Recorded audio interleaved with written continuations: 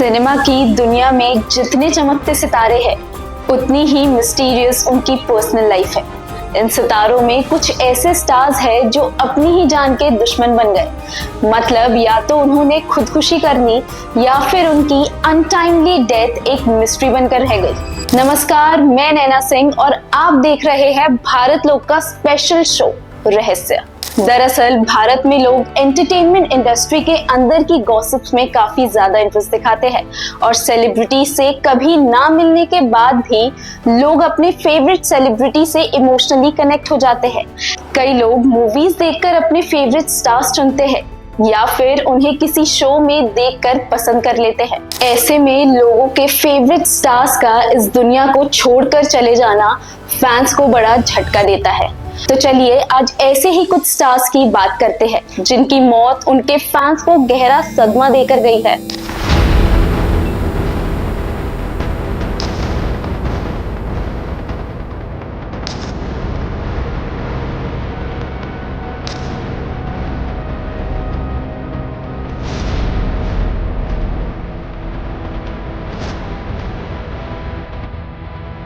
ये सारे स्टार्स अपने समय के दिग्गज सितारों में से एक थे, जिन्होंने अपने समय में एक से बढ़कर एक फिल्में या शोज दिए। लेकिन क्या आप जानते हैं कि इन सब के बीच एक कॉमन चीज क्या है? दरअसल इन सब की मौत की वजह आज कई सालों बाद भी अनसुलझी हुई है। शुरुआत करते हैं बॉलीवुड एक्ट्रेस दिव्या भारती से, जिन्होंने काफी कम उम्र में ही इस दुनिया को अलविदा कह दिया था। दिव्या ने कम उम्र में ही अपनी अच्छी पहचान बना ली थी, लेकिन कहा जाता है कि साल 1993 में महज 19 साल की उम्र में दिव्या ने खुदकुशी कर ली। कई लोगों का ये भी मानना है कि नशे की हालत में उन्होंने अपने 5वें फ्लोर के घर की बालकनी से छलांग लगाई थी। अब वो खुद छलांग लगाई थी या वो गिर गई थी या फिर उन्हें किसी ने धक्का दे दिया था, ये अभी तक साफ नहीं है। इनकी पोस्टमार्टम रिपोर्ट्स के मुताबिक दिव्या की मौत एक एक्सीडेंट थी, लेकिन फिल्म इंडस्ट्री के कुछ लोग और उनके कई फैंस आज तक इस हादसे को एक हत्या मानते हैं, क्योंकि जिस खिड़की से दिव्या गिरी थी उसमें ऑटो स्टॉपर था ही नहीं, जबकि बिल्डिंग के सभी खिड़कियों में ऑटो स्टॉपर लगे थे। साथ ही लोगों के मुताबिक दिव्या भारती की कम उम्र में ज्यादा सक्सेस होने से काफी लोग जलने लगे थे, जिस वजह से ये मौत और भी ज्यादा मिस्टीरियस हो जाती है। दिव्या की मौत के कुछ समय बाद दिव्या भारती की अधूरी शूटेड फिल्म लाडला की लीड रोल को बदलना पड़ा। तब दिव्या का रोल एक्ट्रेस श्रीदेवी ने निभाया। उस फिल्म की शूटिंग के दौरान वहां के मौजूदा लोगों का कहना था कि शूटिंग के बीच में श्रीदेवी दिव्या भारती जैसी हरकतें करने लगी थी। इतना ही नहीं, वो उन्हीं लाइंस पर अटकने लगी थी जिस पर अक्सर दिव्या अटका करती थी, जिसके बाद फिल्म के डायरेक्टर ने उस सेट पर पूजा पाठ करवाई और फिर ही उस फिल्म की शूटिंग पूरी हो पाई। हालांकि दिव्या का यूं ये दुनिया छोड़कर चले जाना लोगों को आज भी अटपटा सा लगता है। वही एक्ट्रेस प्रवीण बाबी की बात करें तो उन्होंने खुदकुशी की थी, ऐसा उनकी पोस्टमार्टम रिपोर्ट में कहा गया है, लेकिन सच्चाई तो शायद कुछ और ही है। कहा जाता है कि वो सिजोफ्रेनिया से पीड़ित थी। सिजोफ्रेनिया एक दिमागी बीमारी है जिससे सामने वाला इंसान अपने आसपास के लोगों और चीजों से अपनी जान का खतरा मानकर डरने लगते हैं और ऐसे में वो अकेले ही रहना शुरू कर देते हैं। ऐसा ही कुछ प्रवीण के साथ हुआ था। अकेलेपन और शराब की लत ने उनकी जान ले ली। इनकी मौत की खबर दुनिया वालों के सामने उस दिन आई थी जिस दिन उनके अपार्टमेंट के मैनेजर ने देखा कि प्रवीण के फ्लैट के बाहर 3 दिनों से अखबार और दूध के पैकेट्स यूं ही रखे हुए हैं। ऐसे में उन्हें शक हुआ और जब सभी पड़ोसी मिलकर उनके फ्लैट के पास गए तो उन सब को बहुत बदबू आने लगी, जिसके बाद लोगों ने पुलिस को बता दिया और पुलिस की मदद से गेट को खुलवाया तो वहां प्रवीण की डेड बॉडी सड़ी हुई पड़ी हुई थी, क्योंकि उनकी मौत 72 घंटे पहले ही हो चुकी थी। वही पोस्टमार्टम रिपोर्ट की बात करें तो रिपोर्ट्स में प्रवीण के पेट से एक भी खाने का दाना नहीं मिला था, यानी कि प्रवीण ने 3-4 दिनों से कुछ भी नहीं खाया था। उनकी बॉडी से केवल कुछ अल्कोहल के पार्टिकल्स मिले थे, रिपोर्ट्स की माने तो उनकी मौत मल्टीपल ऑर्गन फेलियर के कारण हुई थी, लेकिन आज भी कई लोगों के लिए उनका ऐसे चले जाना एक पहेली है। आपको बता दें, प्रवीण बाबी के मरने के बाद भी उनके परिवार का एक भी सदस्य नहीं आया था। प्रवीण का अंतिम संस्कार मशहूर फिल्म डायरेक्टर महेश भट्ट ने ही करवाया था। वहीं प्रवीण की मौत से पहले वो डायरेक्टर महेश भट्ट को डेट भी कर रही थी। दोनों काफी करीब थे। इतना ही नहीं, एक बार महेश भट्ट ने एक इंटरव्यू में खुलासा किया था कि एक बार जब वो प्रवीण के फ्लैट पर गए थे, तब प्रवीण चाकू लेकर एक कोने में बैठी थी और बोल रही थी कि इस फ्लैट में कोई है। तब महेश भट्ट ने उन्हें संभाला था। इसलिए जब अचानक प्रवीण की मौत की खबर सामने आई तो बॉलीवुड के साथ साथ पूरी दुनिया के लिए ये एक सदमा बन गया था और इनकी मौत भी लोगों के लिए एक मिस्ट्री बनकर रह गई, जो आज तक सुलझी ही नहीं है। बता दें, हाल ही में प्रवीण बाबी पर एक बायोपिक भी बनने जा रही है, जिसमें एक्ट्रेस तृप्ति डिमरी प्रवीण की भूमिका निभाएगी। अब देखने वाली बात ये होगी कि आखिर ये बायोपिक किन किन छिपे राजों से पर्दा उठाएगी। अब बात करेंगे बॉलीवुड की सबसे ट्रेंडिंग में रहने वाली मिस्ट्री डेथ की, जिसका केस लगभग 10 सालों तक चला था। बॉलीवुड एक्ट्रेस जिया खान ने साल 2013 में अपने ही घर में खुदकुशी कर ली थी। एक्ट्रेस के घर से 6 पन्नों का सुसाइड नोट भी बरामद हुआ था। उस समय उनके बॉयफ्रेंड सूरज पंचोली को इस केस के चलते गिरफ्तार भी कर लिया था। जिया खान की मां राबिया खान ने सूरज पर जिया की मौत का इल्जाम लगाया था। यहाँ तक कि ये केस सीबीआई ने खुद हैंडल किया था। हालांकि 10 साल बाद सूरज को क्लीन चिट दे दी गई थी, लेकिन फिर भी राबिया का कहना था कि ये सुसाइड नहीं बल्कि एक मर्डर है। जिया खान ने अपनी सुसाइड नोट में बयां किया था कि कैसे उन्होंने सूरज से प्यार किया और उन्होंने इस चीज की कभी कद्र नहीं की। साथ ही उस खत में जिया ने लिखा था कि कैसे वो इस रिश्ते में रेप, फिजिकल अब्यूज और धोखे का शिकार हुई, जिसके बाद राबिया खान आज तक जिया की मौत का जिम्मेदार सूरज पंचोली को ही मानती है। हालांकि कोर्ट की तरफ से सूरज को जेल से जमानत मिल गई थी और इस केस को सुसाइड बताकर क्लोज कर दिया गया था, लेकिन जिया की मौत आज भी कई लोगों को एक मर्डर ही लगती है। वही साल 2016 में जब टीवी एक्ट्रेस प्रत्यूषा बैनर्जी के आत्महत्या की खबरें सामने आई तो फैंस शॉक में चले गए।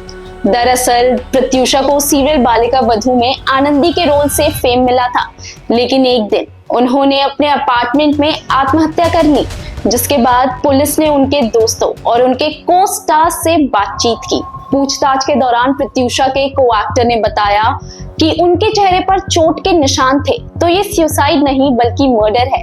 हालांकि बताया जाता है कि उन्होंने खुद की जान इसलिए ली क्योंकि प्रत्यूषा के एक्स बॉयफ्रेंड राहुल राज ने उन्हें धोखा दे दिया था, जिसकी वजह से वो डिप्रेशन में चली गई थी और उन्होंने सुसाइड कर लिया।